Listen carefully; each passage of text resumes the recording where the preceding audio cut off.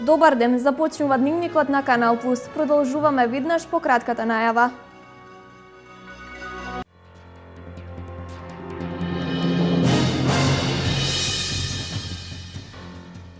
Извршена деретизација и дезинфекција во општините Берово, Пехчево, Делчево и Македонска Каменица.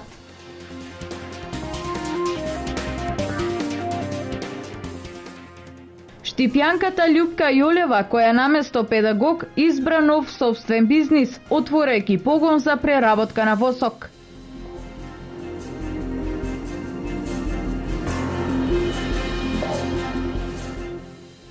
Богата културна уметничка академија во основното училиште Гоце Делчев по повод одбележувањето на својот патронен празник.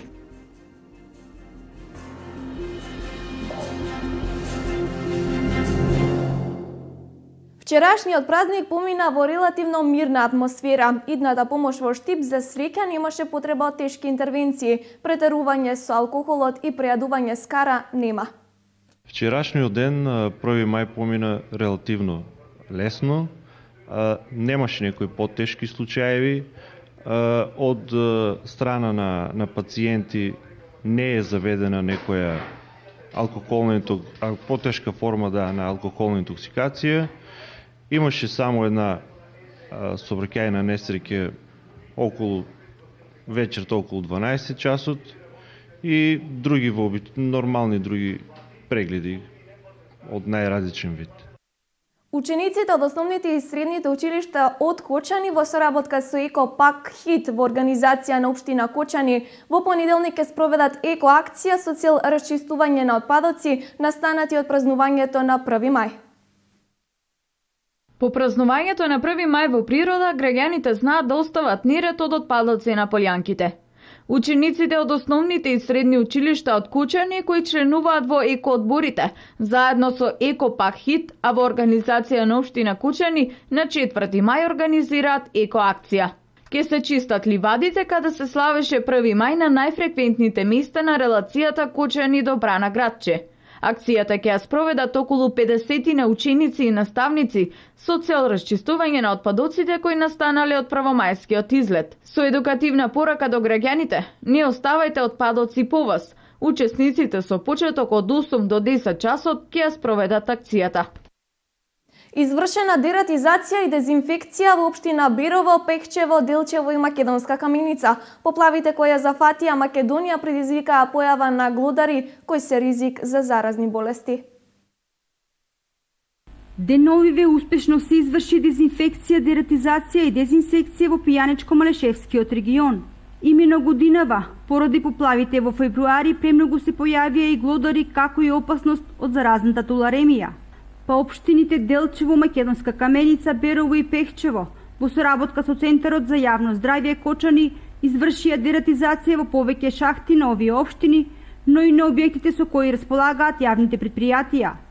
Така, подобивањето на задолжението од страна на Министерството за здравство и Министерството за животна средина, каде како локални самоуправи, како општини сме задолжени и воедно истопанисуваме со системите за водоснабдување на граѓаните, добивме задолжение да во рок од 7 дена ги направиме потребните заштитни мерки околу захватите на водата и мислам дека ние како локална самоуправа ги задолживме јавните предпријатија кои стопанисуваат со тие стопански објекти да се очистат, да се изврши деконтаминација, тоа собирање на сметот на џубрето околу захватите на водата, така ќе ги заштитиме нашите граѓани од немили појави при користењето на системите. Неопходноста од дератизација се наметна во сите општини од регионот. Денови ја извршивме. Дератизација изврши фирма Ликаком од Кавадарци и беше најефтина на тендерот, како неповолен понудувач. Извршено е поставување на мамки за стаорци во шахти, во канализационите шахти. Опфатено е целокупното градско подрачје, обично на секоја трета шахта, така да ова дератизација ќе допринесе да не се појави ке нас заболувањето познато како туларемија или некои други видови заразни заболувања кои ги пренесуваат стаорците. За дератизација и дезинсекција, општините од истокот годинава ќе потрошат околу 4,5 милиони денари. Знаеме дека сонцето има добротворно дејство на кожата, дека делува антидепресивно кое помага при продуцирање на витаминот Д, но сепак може и штетно да влијае врз кожата. Еве што препорачуваат лекарите. Сонцето штетно влијае врз кожата и во пролетните денови. Зрачењето во април и мај може да биде јако како и во јули и август. Иако не е лето, треба да се внимава кога сме излезени надвор. Влијае антидепресивно, имуномодулаторно. Во кожата знаеме дека се создава витаминот Д. Така да не треба да бегаме од сонцето, но треба да знаеме како да се однесуваме кон него. Ја дочекавме пролетта, за некаде во природа да ја впиваме топлината на сончевите зраци и да ја добиеме првата боја. За штетното UV зрачење и не размислуваме, затоа што мислиме дека уште е рано, но црвенилото на лицето и дамките предупредуваат да бидеме внимателни. Лекарите истакнуваат дека поради оштетениот озон, зрачењето во овој период од годинава, сонцето може да биде многу силно. Еве како дел од граѓаните се заштитуваат од мамењето на пролетното сонце. Па штетно, јасна работа, треба да носиме очила за сонце, темни, па ќе носиме чадар, на сенка ќе одеме. Обично или кошула или не смеам да се изложам гол на сонцето моментално. Многу луѓе се толку зависни од сончење, особено во пролет, то не се грижат за предупредувањето од лекарите. Еве како можат да се заштитат. Веќе ни предстојат топли денови и треба да внимаваме како ќе се однесуваме кога ќе престојуваме на отворено. Пред секој излегување надвор, ова се однесува, значи луѓето, посебно на луѓето кои што имат светлотен. 50% од енергијата на сончевиот спектар доаѓа од видливата сончева светлина, а 10% од ултравиолетовите зраци. Најголеми оштетувања на кожата прави видливиот дел од сончевиот спектар и ултравиолетовите зраци. Хроничната експозиција на сонце во подолг временски период е одговорна за појавата на кожни промени од типот на акутни, во колку кратко време кожата изложена на сончева светлина, а од хроничен карактер промени се добива по подолго трајно изложување на сончева светлина. Тоа се однесува веќе раната пролет, летото, касната есен исто така, ако изобилува со поголем број на сончеви денови. Сепак во одредени делови од денот сонцето има и добротворно дејство на кожата, делува антидепресивно, помага при продуцирање на витаминот Д во човековиот организам. Сдруженијето на мултиетничкото општество за човекови права од Штип постојано работи на прашањето за мултикултурализмот. Моментално работи на проект кој се реализира во 3 фази во период од 3 години. Целта е што поголема едукација и надминување на стереотипите поврзани со децата од ромската националност.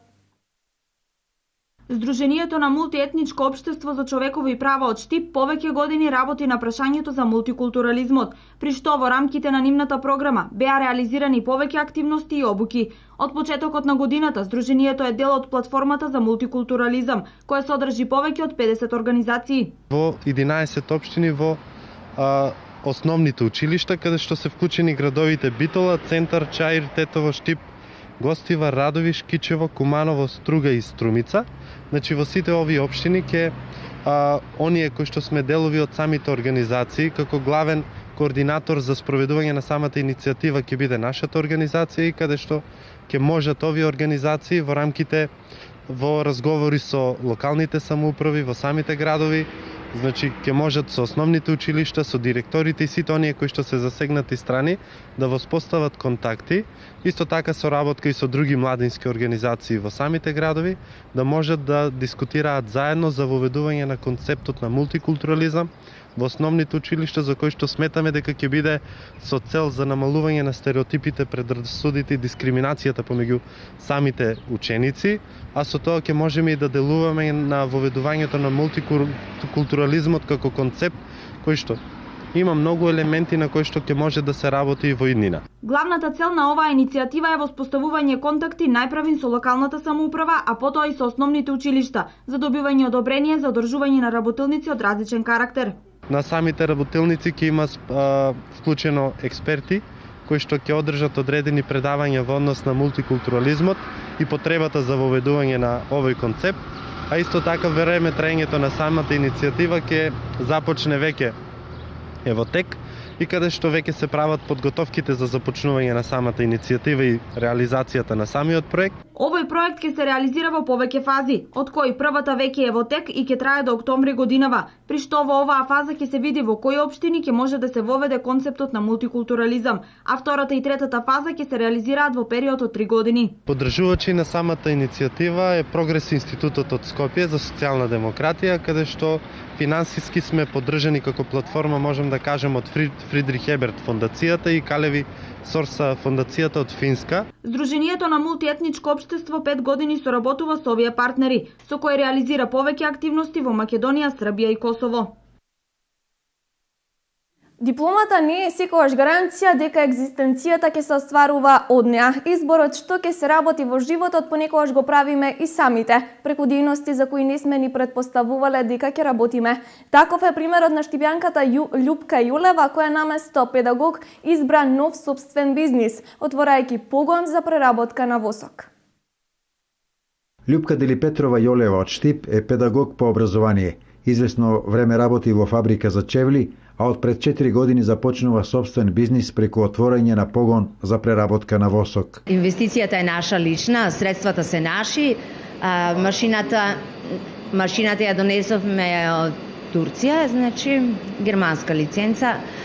Се надеваме дека во скоро време ќе си ги повратиме средствата, за сега сме задоволни. Зошто токму восокот и се она што е блиску со пчеларството? Ние веќе со години традиционално се занимаваме со пчеларството. Уште дедо ми, татко ми, ете сега некако со теко на генерациите се надевам дека и син ми, ќерка ми, дека исто ќе имаат интерес како мене. Тоа беше основата и самата дејност малку интересна е како невообичаено нешто. За кратко време фарма Рој стана препознатлива не само во Штип, туку и пошироко во регионот и државата. Овде речиси секојдневно доаѓаат пчелари од секаде кои разменуваат восок за восочни основи или пак го предаваат сопствениот за преработка. Годинава како никогаш досега восокот се бара како злато. Го нема на пазарот, па честопати има обиди за продажба на разновидни фалсификати. Понекогаш восокот може да не е добро прочистен, меѓутоа со комуникација па се разбереме како треба тоа да изгледа. Луѓето се коректни, фини и доколку има некаков проблем го вратат, претопат го повторно, ќе го донесат. Јолеви од Штип се задоволни од досегашниот ангажман. Веруваат дека така ќе биде и во иднина, бидејќи потребата од пчелни производи не само што ќе постои, туку и ќе се зголемува. Богата културна уметничка академија во Основното училиште Гоце Делчев по повод одбележувањето на својот патронен празник. Учениците со низа активности одадоа почит на македонскиот великан. Во пресрет на 4 мај учениците од Основното училиште Гоце Делчев во Виница со низа активности за одавање почит кон ликот и делото на македонскиот великан. Хорот и мандолинскиот оркестар под палката на професорот Мите Харалампиев понудија микс од обработки на стари и ново компонирани македонски песни, кои со силни аплаузи беа проследени од страна на родителите и локалниот политички врв. Академијата како увертива во одбележувањето на патрониот празник беше повод новиот директор Македончо Георгиев да искаже јавна благодарност за постигнатите резултати на училиштето. Голем број општински, регионални и државни надпревари и освоија многу награди и признања. Без сомнение тие најдобро умеат да го најават и одбележат патрониот празник на нашето училиште. Исто така благодарност до наставниците кои земаа учество во одбележувањето на овој празник, благодарност до наставниците и благодарност до вредниот технички персонал. Директорот ги врачи и наградите на учениците кои твореа на литературниот конкурс, а програмата беше збогатена со театарски перформанс околу значењето на нашиот празник Прочка, подготвен од учениците од драмската секција. Учениците од одделенската настава понудија шареноликост од музичко-сценски игри кои се заокружија со неколку македонски ора. Прославата продолжува во понеделник со достојно одбележување пред бистата на патронот во училиштето. Ке се играат и надпревари во женски ракомет. Мини репортажа од црковниот живот на македонските православни верници во Италија, каде масовно се слават најголемите христијански празници. Проследете дел од репортажата на нашата колешка Македонка Мирева, а целиот прилог можете да го погледнете веднаш по завршувањето на дневникот во 20 часот. Неви е градчето во кое македонските православни верници го наоѓаат својот духовен мир. Тука во објектот кој е граден кон средината на 19 век за потребите на италијанските католици, од 2008 година е отстапен на православните македонски верници. Со помали интервенции, со поставување на иконостаси, неколку икони посветени на Свети Архангел Михаил, црквата е духовна престолнина за православните верници од истокот на Македонија. Благодарение на максималната ангажираност на црковниот одбор предводен од Васко Стоилов, начело со свештеникот Михајло Матевски, тука се одбележуваат сите поголеми празници, од Божик до Великден, а секоја недела се одржува и служба. Црковниот живот во Италија, во Пиемонта,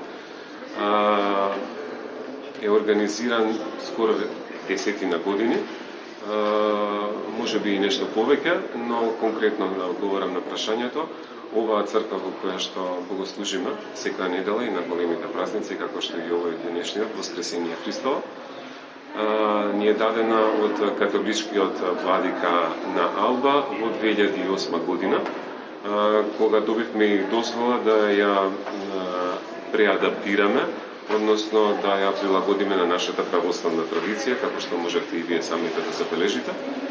И во 2008 дојде и архиепископот на Македонската православна црква заедно со нашиот надлежен владика, митрополитот Европски Тимен, кога се освети овој иконостас.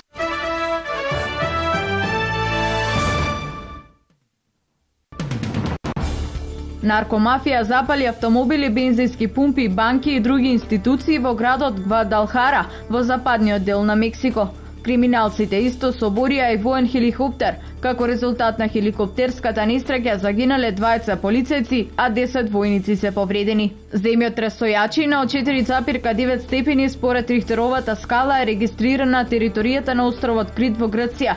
Земјотресот е почувствуван околу 11 часот и 30 минути со епицентар на 451 км југоисточно од Атина со длабочина од 14 км.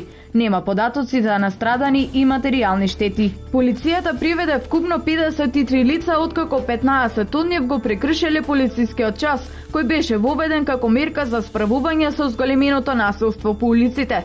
Во меѓувреме стана јасно дека 6 мина полицајци се приведени во Балтимор под обвинение за убиството на афроамериканецот Фреди Геј. Најмалку 59 учесници на правомајскиот протест во главниот град на Мелезија, Каула Лумпур, ја поминаа ноќта во притвор. Меѓу апсените се и видни личности од опозицијата и лидери на организациите за заштита на човековите права. Меѓу апсените и поранешна председателка на Адвокатската комора на Мелезија, која при приведувањето изјавила дека протестите се дел од процесот во борбата за подемократска и поправична држава. Таиландските власти вчера започнаа со искупување на телата од најмалку 30 гробници во прашумата во граничниот простор со Малезија. Силниот дожд денеска ја попречи работата на специјалните спасувачи и полициски одреди, а според сознанијата добиени по искупување на првите 7 тела, се работи за имигранти од Мјанмар и Бангладеш.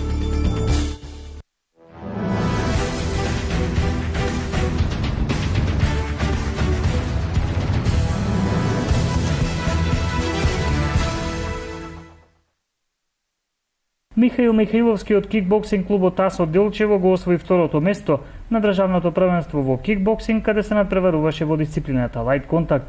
Најголемиот успех кој досега го постигнал Михаил е златниот медал кој го освои на минатогодишното државно првенство. Учествував на државното првенство во кикбокс во дисциплината лајт контакт. Јас се надпреварував од Западна Македонија. Колку време тренираш, да ми кажеш од каде ти се роди љубовта за кикбоксинг? Јас исто така кога гледав на телевизија програми со кикбокс, исто така тренирам 2 години и ми се роди од таму љубовта за кикбоксот. Што имаш следно за задача, каде ќе се надпреваруваш, некој следно надпреварување кое е во блиска иднина ќе се одржи? На 9 мај во Хрватска исто така имаме европско првенство во кикбокс, исто така можеби ќе се напреварувам во лајт контакт. Инаку на државното првенство во кикбокс кое го организираше Fight Team од Скопје, учествуваа 183 спортисти од вкупно 20 клубови од државата. Најуспешни представници од Источна Македонија беа Елена Стојчевска и Павел Стојчевски како дел на кикбоксинг клубот Асо Делчево, кои ги освоија првите места во дисциплината Point Fight до 25, односно 70 килограми, како и штипјаните кои се дел од кикбоксинг клубот Гладиатор, Жарко Арсовски кој беше прв во Point Fight за сениори до 89 килограми, Божидар Јанков и Викторија Варадинова, кои го освоја првото место во кадетска конкуренција до 52, односно 57 килограми, како и Никола Карамфиловски, кој исто така како дел од кикбоксинг клубот Гладиатор беше прв во дисциплината лајт контакт до 46 килограми.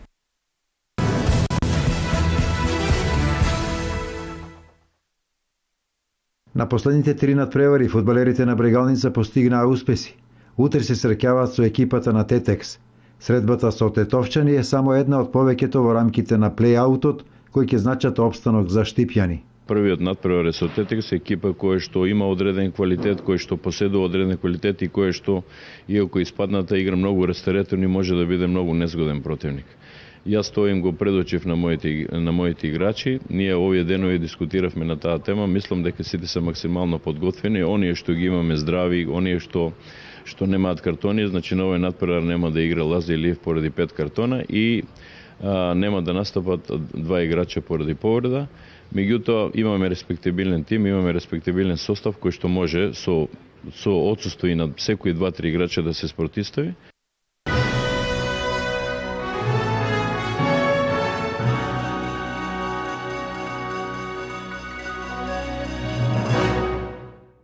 Од спортот го завршуваме дневникот на Канал Плюс. Гледајте неповторно во 20 часот. До тогаш пријатен ден.